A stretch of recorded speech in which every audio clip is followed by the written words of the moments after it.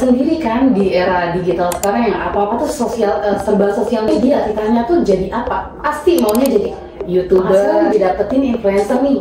Kira-kira dikenain pajak nggak sih? Kecil nih, enak tuh, nggak gede. Iya, lumayan mengurangi lah.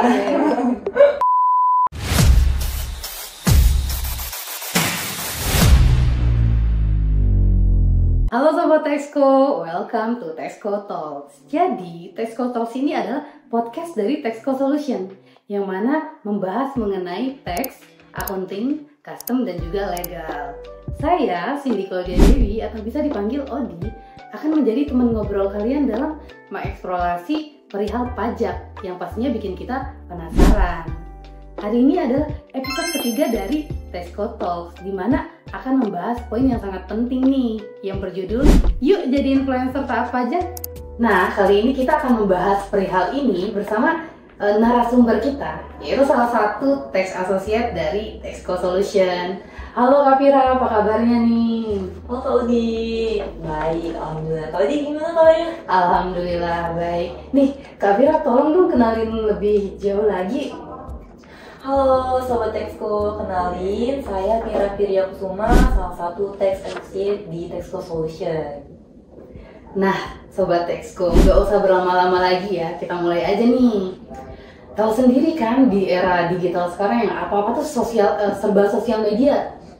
Jadi orang-orang tuh banyak yang terkenal melalui media sosial. Terus tiba-tiba followersnya naik tuh. Terus dia buka paid promote. Sampai anak-anak aja nih kalau ditanyain cita-citanya tuh jadi apa, pasti maunya jadi YouTuber, entahkah jadi selebgram ataupun selebtop. Nah, kira-kira atas penghasilannya ini mereka tuh tahu nggak sih dikenain pajak atau enggaknya? Gimana tuh Kak Fira? Bener banget Kak Odi. Mungkin sobat-sobat Texco ini pada penasaran ya, influencer itu kalau dapat penghasilan baik dari paid promote maupun dari endorsement itu sebenarnya dikenakan pajak nggak sih? Bentar nih Kak Fira. Sebelum kita lebih jauh nih ya, kita tuh harus tahu dulu influencer itu apa. Nah, influencer itu apa sih Kak Fira? Oke Kak, jadi berdasarkan beberapa sumber yang saya baca, influencer itu adalah seseorang yang memiliki pengaruh yang kuat di platform media sosial seperti YouTube, Instagram, TikTok, dan platform lainnya. Jadi mereka punya audiens atau followers yang besar nih, dan berinteraksi dengan followersnya itu menggunakan konten yang mereka berikan di sosial media. Kita ambil contoh nih ya Kak, beauty influencer Kak Tasya Farasha. Kalau tahu kan? Tahu banget dong. Jadi Kak Tasya Farasha ini kan kalau di Instagram itu udah punya followers 6,9 juta Kak. Ya, banyak banget ya Kak ya? Iya, udah centang biru juga. Jadi Kak Tasya Farasha ini tentunya sudah punya kemampuan untuk mempengaruhi perilaku maupun keputusan dari para followersnya, gitu Kak.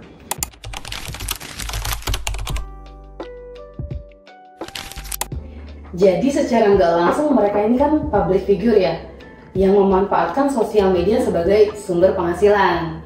Nah, sebagai influencer, penghasilan mereka ini didapat dari apa aja sih Kak? Kan kayak tadi Kak Fira ada mention tuh, penghasilannya dari paid promote ya. Nah, selain paid promote nih, ada nggak sih penghasilan lainnya Kak? Oke Kak, jadi sumber penghasilan influencer itu biasanya didapatkan dari kerjasama antar brand. Di si influencer ini mempromosikan produk atau layanan dari brand-brand yang mana untuk meningkatkan awareness ataupun penjualan dari brand tersebut. Dari situ Kak, pendapatan influencer didapatkan. Bisa aja berupa bayaran atau paid promote, bisa aja barter barang berupa endorse, dan penghasilan lainnya itu bisa juga berupa AdSense dan komisi, gitu Kak.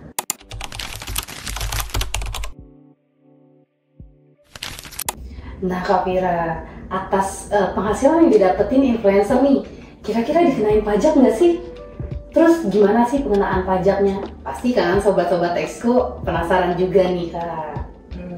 Oke Sobat Texco, jadi sebelum kita masuk ke situ, kita perlu tahu juga nih pengertian penghasilan tentang perpajakan. Jadi penghasilan sendiri itu dapat diartikan sebagai setiap tambahan kemampuan ekonomis yang diterima atau diperoleh wajib pajak baik itu dari Indonesia maupun dari luar Indonesia yang dapat menambah kekayaan maupun dapat dipakai untuk konsumsi oleh wajib pajak yang bersangkutan dalam bentuk dan nama apapun. Nah, dari pengertian itu dapat disimpulkan bahwa penghasilan si influencer ini tentu dikenakan pajak, Kak. Tapi kita perlu lihat dulu nih, influencer ini tergabung dalam suatu agensi atau dia berdiri sendiri, wajib pajak orang pribadi. Karena perlakuan pajaknya itu berbeda, Kak.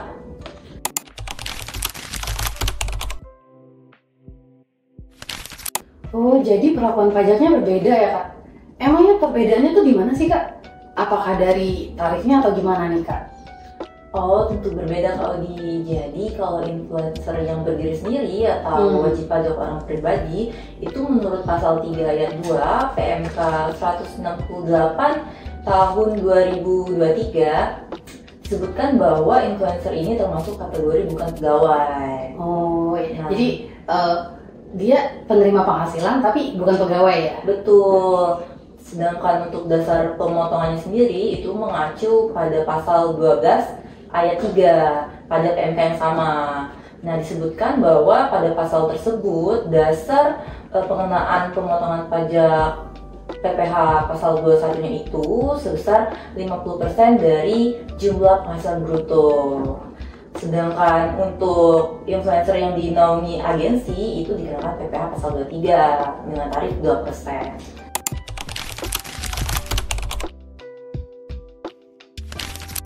Tadi kan Kak Vira ada mention DPP-nya itu 50% dari penghasilan bruto ya? Nah, itu maksudnya apa sih, Kak? Oke, jadi gini Kak Odi dan Sobat Expo, kita kasih contoh aja ya. Misalnya influencer mendapatkan penghasilan sebesar 10 juta. Nah, pajaknya itu nggak langsung dikaliin 10 juta tersebut, jadi dikalikan 50% dulu. Nah, dasar pengenaan pajaknya itu 50% kali 10 juta tadi, jadi 5 juta. 5 juta, betul, Kak. Oh, jadi dari 10 juta itu nggak langsung dikaliin tarif ya, Kak? Enggak. Jadi pemotongannya kecil nih, enak tuh, nggak gede. Iya, lumayan mengurangi lah.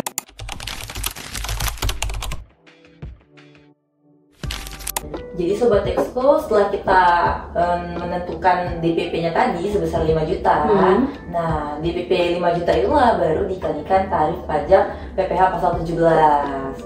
Nantinya influencer akan mendapatkan bukti pemotongan atas pemotongan pajak tersebut. Jadi penghasilan yang diterima influencer itu udah dikurangin sama pemotongan pajak tadi. Oh iya, perlu Sobat Texco reminder juga nih kalau Bupot itu disimpan dan dikumpulin karena nantinya pada akhir tahun akan diperlukan untuk kredit pajak pelaporan SPT tahunan.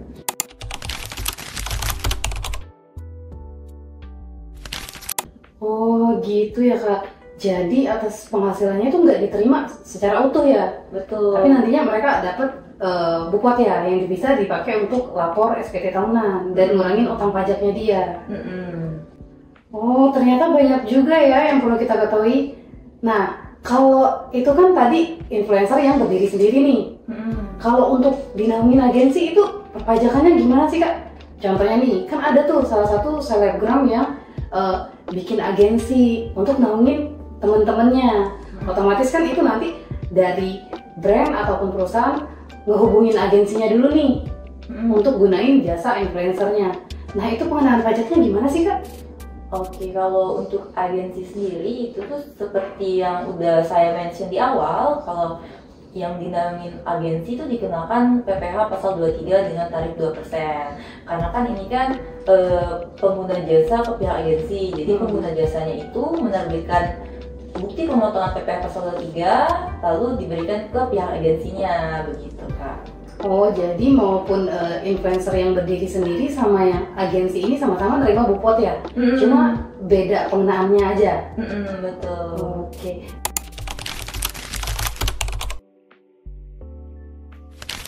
Nah, Kak Vira, biasanya kan influencer ini ada ngepromosiin barang kan ya? Nah, atas barangnya ini kan kadang ada yang dikasih ke influencernya, kalau nggak dibalikin nih ke yang pengguna jasanya. Nah, kalau barangnya itu dikasih ke influencer itu gimana sih, Kak? Kalau barang endorsement itu dikenakan pajak natura, Kak. Pajak natura ini sebenarnya natura itu bahasa pajaknya aja sih, Kak, yang kenikmatan yang didapatkan selain uang. Jadi dalam bentuk barang tadi. Oh iya. Gitu, Kak. Nah sebenarnya, Kak, berdasarkan peraturan Undang-Undang Nomor 36 Tahun 2008 itu barang endorsement itu tidak termasuk objek pajak. Tapi setelah terbitnya Undang-Undang Harmonisasi Peraturan Perpajakan Nomor 7 Tahun 2021, barang endorsement tadi menjadi objek pajak. Pelaksanaannya juga udah diatur pada PMK Nomor 66 Tahun 2003. Jadi baru nih, Kak, masih anget.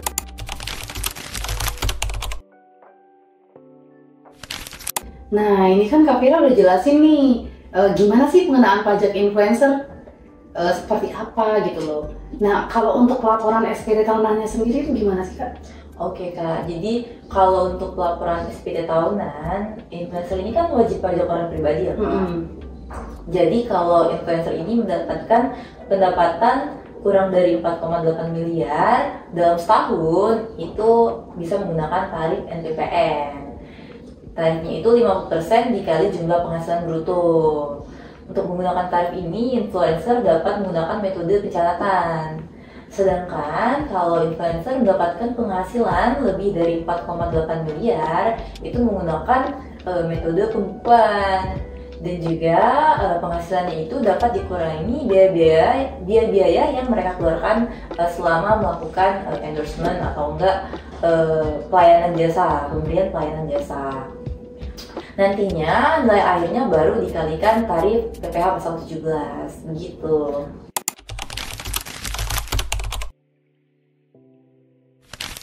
Wah, hari ini kita belajar banyak nih dari Kak Fira mengenai aspek perpajakan influencer. Harapannya semoga Sobat Texco bisa lebih tahu dan aware nih terkait pajak influencer. Betul banget, Kak, apalagi kan sistem pelaporan pajak di Indonesia ini menggunakan sistem self-assessment.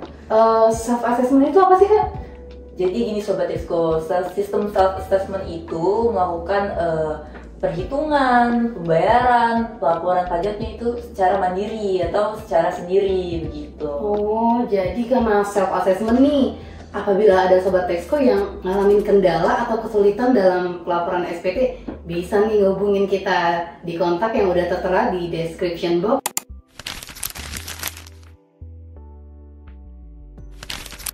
Atau bisa datang langsung ke kantor Texco Solution. Alamatnya udah tertera nih di layar kalian masing-masing.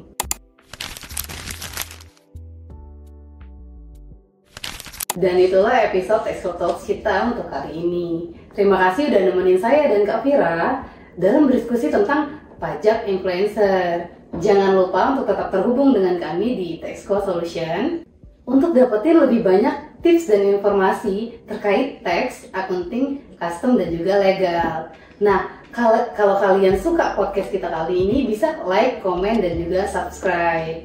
Sampai jumpa di episode berikutnya. Bye-bye.